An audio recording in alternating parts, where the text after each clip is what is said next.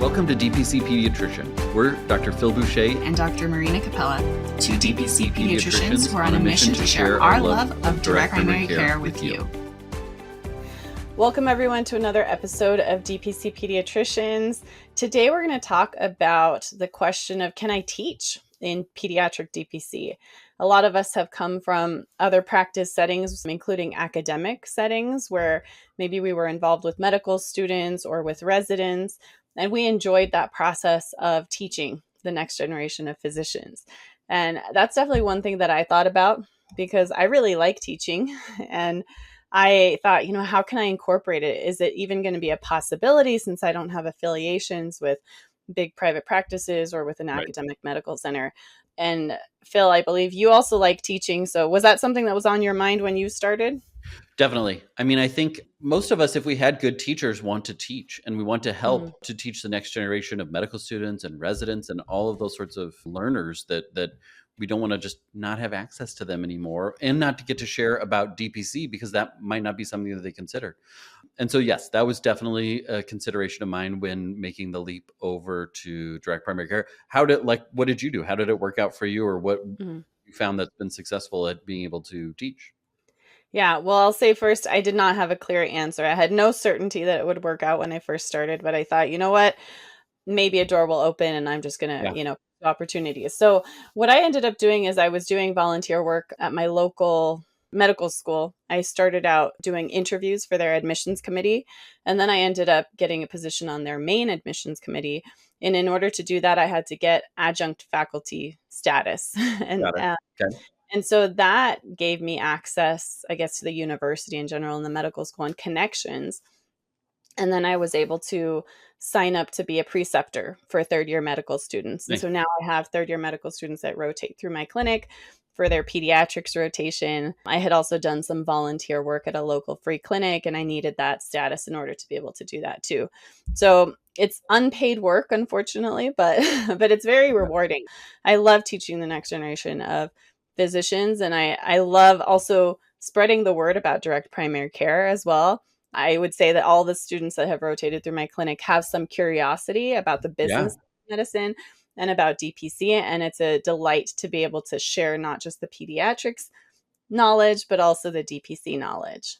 How about for you? How have you managed? So before, when I was in private practice in the group setting, we did have students, and I will be honest, I maintained my adjunct professorship to get access to the medical school library journals, because you could and I still do have that, because then you can go look up the journal articles and you just go through the library and you're able to get to the journals without having to pay for them. But I did want to keep doing that, moving from private practice into direct primary care, and maintained that. And so I do still have M3s that come shadow me. Occasionally, pediatric residents will even spend a month with me. That was something that we did before when I was in my private practice, and we still do now. And honestly, the M3s are kind of like, yeah, that's cool. That sounds neat. The pediatric residents are really interested, because they have seen the other side of the busy clinics and everything along those lines. And they're like, wait, you have all this time for your patients and you're leaving at a reasonable time and you're not spending your evenings doing notes. Like, this sounds pretty good. So it's easy to make a name for yourself as like a good place to teach. I actually have this.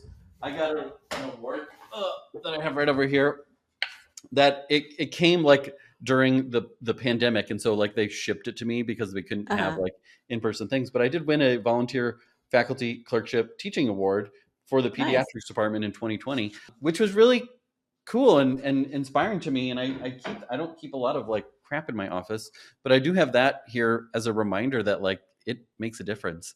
And you do inspire a lot of people just by showing them how you practice and having the time for students. And so I think that is something that is really important to me to continue. We do have a family medicine residency program in our town. Like we otherwise don't really have residents in Lincoln, but there is a family practice residency. And so the family practice residents come and spend a week or two in our practice for part of their pediatric training, which is another opportunity to get to teach somebody some specific pediatric things that they might not otherwise see. And they all ask a lot of DPC questions too, and they come in.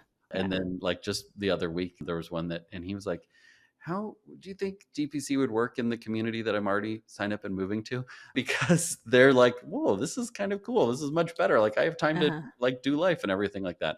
And so the long and short of it is I keep teaching M3s and residents as much as I'm able to and as much as they need, because I think it's important and it's fun. And I now just have more and more time to do it.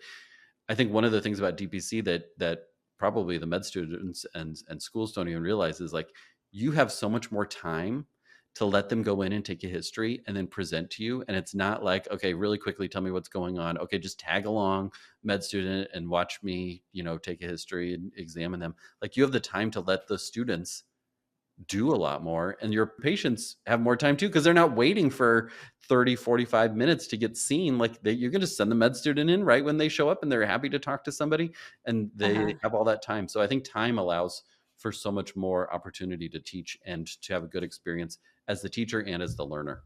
Mm-hmm. Yeah, absolutely. You're probably a little more trusting than I am with, with just sending them in. And sometimes I do, depending on the student and how comfortable they've gotten. I think with me being integrative pediatrics, it's a little trickier because it's like asking them to know the basic level of stuff plus the whole other world. But like, I talk to find them about diet, skip the nutrition stuff. We'll talk about that when I come back in. Just find out how their runny nose is. Yeah, exactly. So, but still, it's really fun. And usually what I do is have them observe in the beginning. And then after a while, once they get comfortable, I'm like, okay, I'm here also in the room with you, but you're going to start asking the questions and then I'll just fill in the gaps. Yeah. That way it kind of saves, I don't know, for me, it saves time. But you're right. There is that time to teach. There's more time to teach than there was before. And that's one thing I really enjoy. I will also add that because of that adjunct faculty status, I was able to get paid in order to teach a course as well. And so I teach medical Spanish, the intermediate and advanced version. And it's actually been really fun because I have the students come to my clinic and I cap it at like 15 because that's how many students I can kind of fit in my clinic. But I have mock patients in each of the rooms. And so they get practice dividing up into groups and sort of tackling a whole history and physical in Spanish. And then I kind of go around and I have a TA that kind of goes around and helps the groups.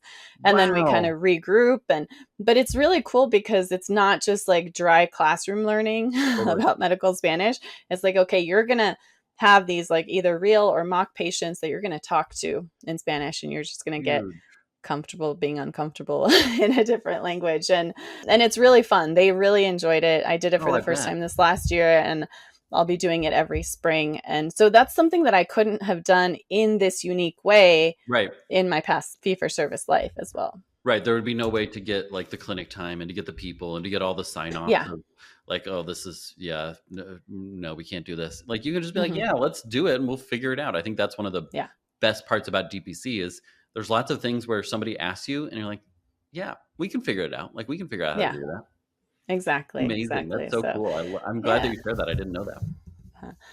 So I guess, if you live somewhere close to an academic medical center or a medical school, a DO or an MD medical school, they're probably looking for pediatric preceptors. So just reach out and ask if you're interested in teaching. Now, one concern I do hear from many DPC pediatricians is, well, I don't have the volume necessarily, or some days I may have patients and some days I don't. So that is a consideration to have, is like if you really truly don't have the patient volume yet, then maybe it's not a great experience for a student. But once you get there, then I think the possibility is there if you're near a medical school. And you don't have to be super close by. Some of them are desperate for people. Oh, they're so desperate. Yeah. Like I was gonna say, usually the med schools will pay for like a hotel for somebody if it means that they can travel somewhere and get their clerkship done. So I would imagine that even if you're not super nearby, you can figure out how to make it work. Yeah, absolutely. Yeah. And it really is a pleasure. It's a joy. I think teaching for me sort of rekindles that joy of even the mundane stuff of pediatrics, because for me, maybe it's been my like 10,000th runny nose and viral URI, but for this student, it's only their second or their third. And so it takes something that could be really boring because I've done it so much, and it kind of makes it interesting again, because it's teaching someone for their first time how to manage this condition. And I think from a volume perspective, like, yes, there's some value in seeing 40 patients in a day. Like you get to see a lot of volume of patients, but it's pretty shallow. Like there's only so much teaching that you can do when you're seeing 40 patients a day. Yeah. And so if you only have 4 or 5 patients, there's so much time to talk.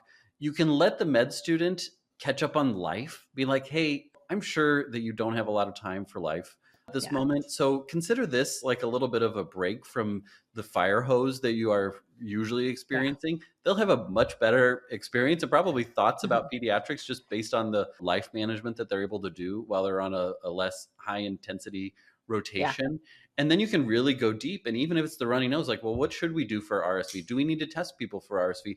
What should we be telling people when they come in and they're 4-month-old or they're 4-day-old or their 4-year-old has a fever or runny nose, and let the med students do a lot more critical thinking and research. The other thing that I do if I'm feeling like, okay, this must be really boring, let's do something, is I'll just have them pull out their USMLE World questions. We pull them up and we do some questions together, and I tell them what I'm thinking. And they all know much more about Hurler syndrome than I remember about like the really specific things. But I can tell them, here's how I would answer this question, or here's what I am looking for when I'm answering this question. And those are actually fun for me. I mean, because my grade doesn't depend on it. But those are fun to kind of just go back and be like, okay, this is what they're asking in this question. Or they wanted you to notice that the kid has a turtle when you're looking at it for the answers here. Yeah. So exactly. I enjoy that. I think it's a lot of fun. I agree. So if teaching is in your wheelhouse, if you enjoy it, then there probably is a way to figure it out. It may not happen immediately, but definitely is a possibility for you in the future in pediatric DPC. Yep. Thank you all for listening. Until next time.